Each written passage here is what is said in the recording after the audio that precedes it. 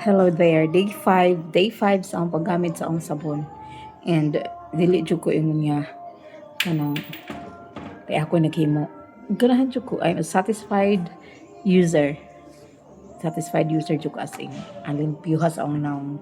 As in limpyo. Diya, ang nakanindot ra kay natural ra jud siya ng natural ang ingredients, di siya synthetic, hindi siya chemical.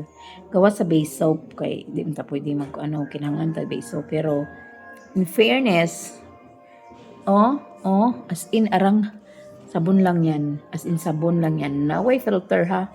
Way filter. Na ato naman tagda na ang agtangay. Ano doon na gidawat naman na acceptance sa mga dako dito siya. Pero in fairness ha, arang limpyo ha, arang kalimpyo. As in, why ka, basta. Try na mo.